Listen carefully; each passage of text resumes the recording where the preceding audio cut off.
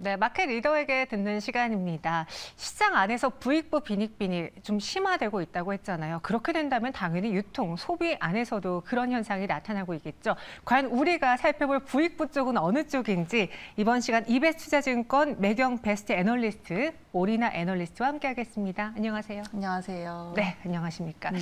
정말 소비가 급격하게 부익부 빈익빈이 되고 있는데 네. 우리 투자자분들이 봐야 되는 건 또 부익부 쪽이잖아요. 그렇죠. 네, 과연 어떤 것이 있는지 주제 보면서 이야기 나눠보겠습니다. 하반기 유통주 주인공은 누가 될까? 일단 유통하면은 크게 뭐 백화점이 있고 네. 마트, 대형 네. 마트가 있고 편의점이 있을 텐데 네. 먼저 백화점 쪽부터 보면은 최근의 흐름은 어떤가요? 지난 몇 년 동안 명품 성장이 워낙에 좋았었다 보니까 네. 이제 사실 백화점 신장을 좀 이끌었던 게 명품이 대부분이었었거든요. 근데 성장률이 많이 높아져 있다 보니 올해는 지금 명품 성장률이 한 자릿수대로 좀 떨어진 상황이고요. 그래서 그동안에 코로나19 때문에 해외여행도 약간 제약이 있었었고, 그리고 또 이 버티컬 플랫폼 통해서 예를 들어 뭐 당근마켓이나 크림처럼 과거에는 저희가 명품 사면은 다시 되팔려면은 전당포 갔었어야 되는 것들이 네. 이제 그런 플랫폼들 통해서 훨씬 더 쉬워지다 보니까 이제 정말 필요하신 분들은 아니어도 이제 재테크 개념으로 사셨던 분들도 많았었고요. 근데 이제 그런 부분들이 좀 둔화하다 보니까 올해 들어서는 백화점은 조금 어렵지 않나 이렇게 판단을 하고 있습니다. 그래서 회사들이 모두 좀 최근에 공을 많이 들이는 거는 점포를 좀 리뉴얼을 많이 하고 있고요. 그리고 아시겠지만 팝업 스토어 워낙에 요새 브랜드도 되게 많고 네. 유행이 빨리빨리 바뀌다 보니까 이제 그런 것들 통해서 집객을 좀 유도하려고 하는 상황입니다.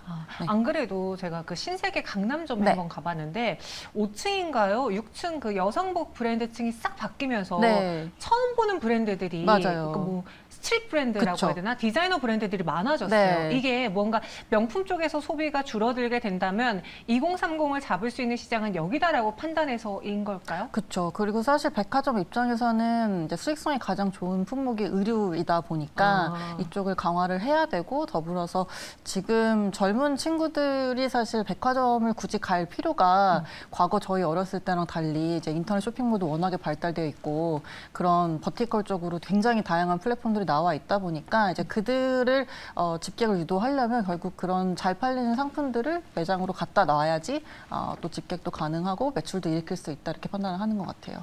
그러면은 백화점주들의 하반기 성적표는 어떨지 좀 네. 정리를 해보자면 저는 좀 그런 생각이 들었어요. 그 명품 수요가 또 해외여행 가다 보니까 네. 국내에선 줄어들지만 네. 반대로 백화점들은 다 면세점 갖고 있어서 네. 또 여기서 수익을 낼 수 있지 않을까? 맞습니다. 그럼 똔똔이 돼서 투자도 나쁘지 않을 것 같은데라는 생각도 살짝 들었거든요. 네. 하반기 성적표 어떨까요? 일단은 2분기 먼저 이제 말씀을 드리면 이제 백화점 업체들도 그렇고 유통업체들 전반적으로 재산세를 납부하는 시기여서 어닝이 제일 얇은 시즌이에요. 2분기는. 그래서 뭐 점포라든지 자산을 많이 가지고 있는 업체들 같은 경우는 조금 쉬어가는 분기라고 봐주시면 될 것 같고, 네. 그리고 하반기는 이제 아시겠지만 성수기인데 말씀 주신 것처럼 면세를 같이 하고 있는 업체가 지금 현대백화점하고 신세계에 있고, 이제 롯데면세점은 호텔롯데 들어가 있다 보니까 롯데 쇼핑에는 잡히지 않고 있고요. 근데 어쨌든 사실 면세만 하는 업체도 있다 보니까 면세업이 좋다라고 했을 때 굳이 백화점을 같이 가지고 있는 업체를 매수를 고려할 필요가 있을까는 약간은 의문이 있을 것 같아요. 거기에 또 함정에 빠질 뻔했네요, 제가. 그렇게 백화점주는 들어보겠고 여기까지 네. 들었을 때 제 개미 투자자 입장으로서는 내 돈을 크게 베팅하고 싶다는 생각은 아직까지는 안 들거든요. 네. 그러면은 조금 더 시선을 내려서 대형마트라던가 편의점 쪽은 어때요? 대형마트가 이번 1분기 제 커버리지 합산했을 때 그 실적 그 성장률을 좀 많이 까먹었던 네, 종목이 이제 이마트였어요. 왜냐면은 영업이익이 130억대가 나왔거든요. 네. 시장에서 봤던 수백억대 대비해서 훨씬 더 낮은 수치가 나왔는데, 일단 첫 번째로는 할인점의 이 공휴일 개수가 되게 중요하게 작용을 하는데 이제 1분기 때 전년 동기 대비 3개가 적었어요. 그래서 이제 그 부분에서 까먹는 부분이 있었고, 그리고 대형마트라는 이 업태가 한국에 도입된 게 93년도에 이마트 창동점이 처음으로 생기면서 확산되기 시작했는데, 그러니까 30년이 된 거예요. 그러니까 태어난 아기가 지금 30살이 된 거니까 네. 한 번 더 리뉴얼을 좀 하고 새롭게 단장을 할 필요가 있어서 주요 점포들은 좀 닫다 보니까 그런 것들이 매출에 조금 부정적인 요소가 있었습니다. 더불어서 이제 스타벅스 코리아가 연계로 잡히고 있는데 이쪽이 워낙에 한국의 캐시카우 사업이고 굉장히 좋은 사업인데 네. 근데 작년 하반기부터 이제 좀 그 캐리백 관련 이슈가 한 번 있었었고요. 저도 피해 당했어요. 네, 그랬었고 또 지금 작년에 이제 환율이 워낙 비쌀 때 샀었던 원두가 이제 원가로 잡히고 있다 보니까 그런 내용 때문에 기존에 잘 나갔을 때 이제 영업이익률이 한 8에서 10% 정도 됐던 게 지금 3%까지 많이 빠졌거든요. 그래서 일단 상반기까지는 이제 할인점은 조금 그런 앞서 말씀드린 재산세 이슈도 그렇고 해서 좀 어렵지 않을까 이렇게 보고 있고요. 네. 근데 편의점은 되게 좋아요. 예, 도시락이 확실히 뭐 간편식도 그렇고 네. 지금 워낙에 물가가 많이 올라서 저희가 과거에 뭐 2014년도 이럴 때 이제 편의점 도시락 잘 팔린다라고 펀드매니저한테 얘기를 하면은 아니 뭐 분식집 가면은 네. 국물도 나오고 다 치워주고 하는데 누가 4,000원짜리 도시락을 사 먹겠냐였는데 요즘은 물가가 너무 올라서 그렇죠. 4,000원짜리 도시락이 가성비 도시락이 되어 버렸습니다. 그래서 실제로 지금 매출이 잘 나오고 있고요. 그리고 아시겠지만 2분기, 3분기 뭐 지금도 벌써 덥지만 이제 덥고 날씨가 좋고 야외 활동이 늘어날 때가 네, 편의점 성수기예요. 그렇죠. 그래서 이제 마진이 좋은 담배가 아니라 이제 마진이 좋은 음료라든지 과자라든지 뭐 이런 쪽 빙과류 같은 게 올라오다 보니까 수익성에는 좀 도움이 되는 분기여서 2, 3분기는 저희 편의점 주목을 하고 있습니다. 네. 2, 3분기 편의점주를 주목하고 있다고 하셨는데 사실 편의점주가 작년에 그 경기 침체 소비 둔화의 최대 탑픽으로 좀 방어 역할을 할 네. 거다라고 하면서 방송에서도 많이 언급이 됐고 네네. 주가도 쭉 오르다가 네네. 최근에 좀 쉬었잖아요. 네네네. 그런데 그럼 그 리오프닝 효과에서 다 끝나는 게 아니라 앞으로 뭐 성수기 그리고 또 계속된 이러한 소비 침체가 더해지면 여기서 더 업사이드가 열려 있다는 거네요. 그렇죠. 제가 봤을 때 이제 GS 리테일 같은 경우가 작년에 좋았던 부분들을 오롯이 누리지 못했던 회사인데 그 이유가 갑자기 회사가 온라인 쪽에 좀 공을 들이기 시작을 하면서 이상한 거 합니다. 네네네. 그렇다 보니까 이제 손실이 좀 커졌었어요. 네. 그래서 1분기, 2분기 한 300억 중반에서 400억 정도씩 각각 분기별로 적자를 기록했었었는데 이제 상반기 끝나고 나서 이커머스는 이제 답이 조금 내기 힘든 사업이다라고 결정을 했는지 어쨌든 수익성에 집중하겠다고 해서 이번 1분기 때는 온라인 쪽 적자가 150억대가 나왔거든요. 그러니까 네. 많이 줄인 거죠. 그래서 그런 부분들이 지난해에 쭉 있었다 보니까 이제 올해 이런 트렌드가 쭉 이어진다 하면은 실적 개선폭은 좀 더 클 수 있을 것이다 이렇게 판단을 하고 있습니다. 그래서 유통 안에서 우리나라 애널리스트는 일단 백화점 쪽보다는 편의점을 더 보고 있고 네네네. 편의점 안에서도 좀 부진했지만 이제 다시 살아나고 있는 GS 네네네. 리테일을 눈여겨보겠다라고 이야기했습니다. 이번에는 또 다른 플랫폼 쪽으로 넘어가 볼게요. 제가 이제 리포트를 쭉 봤는데 네이버 카카오에 대한 실적 리뷰 리포트를 올려주셨어요. 네. 일단 네이버는 실적 발표하고서는 사람들이 포시마크가 대박건이었네라고 다시 봤더라고요. 네. 어때요, 실적?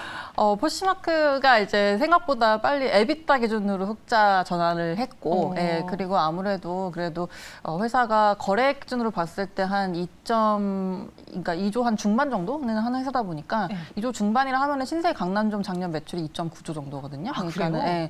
뭐 그렇게 그러니까 작지도 않고 그런 수준이다 보니까 그게 새로 들어오다 보니 이제 커머스 쪽 성장률이 굉장히 커 보이는 효과가 있었습니다. 그래서 저는 이제 어쨌든 C2C 플랫폼이고, 그러니까 한국의 당근마켓이랑 비슷한데 다른 뭐 그 리셀 플랫폼이라든지 아니면 수공예품 하고 있는 다른 종목들 대비해서 뭔가 좀 엣지가 부족한 면은 약간은 있을 것 같아요. 근데 어쨌든 네이버 입장에서는 새로 들어오는 거다 보니까 이제 이거 통해서 실적 개선 효과는 좀 있어질 걸로 보여지고요. 그리고 네이버, 카카오 둘 다 가장 중요한 부분이 아무래도 광고 쪽이 가장 그렇죠. 수익성에 중요한데, 근데 어쨌든 광고가 상반기에는 굉장히 안 좋고 보통 원래도 그렇고요. 그리고 하반기가 이제 남은 예산들 다 투입을 하는 시즌이다 보니까 가장 좋을 때인데 이제 그런 부분들 기대를 하고 있는 거, 그리고 플러스로 네이버도 이제 서치 GPT 이름은 가칭이긴 하지만 어쨌든 공개를 7월 달에 할 거겠다 보니까 모멘텀도 같이 살아있다 이렇게 평가하고 있습니다. 예전보다 대학생분들이나 중고등학생들 숙제하기가 참 편한 그런 세상이 지금 GPT로 인해 벌어지고 맞아요. 있어요. 이것도 네이버가 가만둘 수 없기 때문에 그쵸. 네이버도 무언가를 발표할 것이고 네. 이게 얼마나 효과를 내느냐에 따라 또 주가에도 영향을 미칠 수 있겠네요. 그쵸. 네. 그럼 카카오로 넘어가 볼게요. 네. 카카오는 보니까 이제 예상보다 실적이 너무 안 나왔죠. 네. 네. 저희가 봤던 게 1,000억 초반 정도였었고, 그리고 시장에서도 뭐 한 1,100억, 1,200억까지도 봤었던 것 같은데 700억대가 나왔으니까 네, 정말 안 나왔죠. 그래서 보면은 일단 광고 쪽 부진했고, 회사가 이제 올해 그 주목을 하는 거는 톡비즈 쪽 개편하는, 그러니까 저희가 쓰는 카카오톡 안에서의 이제 개편을 좀 중요시하고 있는 상황이에요. 그래서 어저께 이제 발표가 나온 것 중에 하나는 지금은 채팅 탭 안에서 오픈 채팅이라는 기능을 쓸 네. 수가 있는데 아예 그거를 바깥으로 빼서 바뀌었어요. 네, 밑에 이제 세 번째 가운데 탭에다가 심어놨고, 이제 이걸 통해서 원래는 지인들의 커뮤니케이션에 좀 기반을 많이 했었다면은 맞아요. 그게 아니라 비지인 기반으로 조금 더 늘리겠다라고 해서 이제 그 페이지의 DAU, 보통 1일 활성 이용자 수라고 하는 그 수를 한 2배 이상 늘리겠다라고 하는 목표를 가지고 있습니다. 네. 아니 갑자기 네. 좀 민망한 네. 게 며칠 전에 카카오톡을 열어봤는데 바뀌었더라고요. 네네네. 그래서 이 오픈 채팅방은 뭐지 하고 눌러봤는데 거기에 뭐 와인 좋아하는 사람들의 모임, 뭐 축구 좋아하는 사람들의 모임 이렇게 네네네네. 있으니까 저 주변에 친구 많음에도 불구하고 네네. 여기를 한번 눌러볼까? 그러니까 개인적으로 그런 생각이 그쵸, 들었거든요. 네. 근데 그걸 누르게 되면은 카카오톡에서 뭐 수익이 얻을 수 있는 게 있어요? 그걸 통해? 일단은 카카오 입장에서는 어떻게 보면은 그 체류 시간이 더 늘어나는 페이지가 더 증가를 하는 거다 보니까 광고 지면을 더 늘릴 수 있다는 부분이 한 가지 있을 거고, 그리고 그렇게 되면은 그 광고 지면의 단가도 더 높아질 수 있는 부분이다 보니까 수익성 입장에서는 괜찮죠.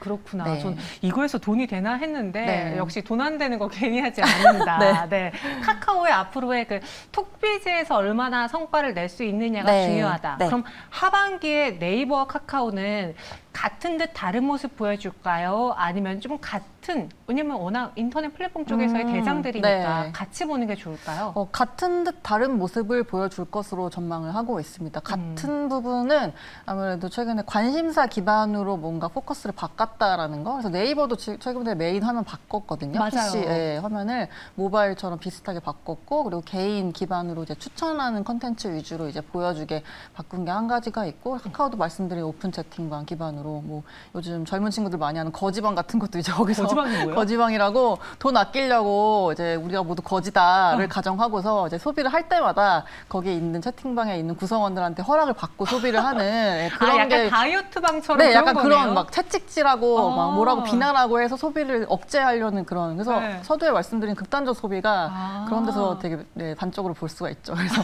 이제 그런 관심사 기반으로는 비슷하게 가는데, 근데 지금 모든 플랫폼들의 또 화두가 이제 GPT를 기반으로 한 생성 AI잖아요. 근데 이쪽은 지금 네이버가 훨씬 더 조금 더 앞서 나가고 있는 모습인 것 같다. 그리고 좀 적극적인 것 같다. 이렇게 평가하고 있습니다.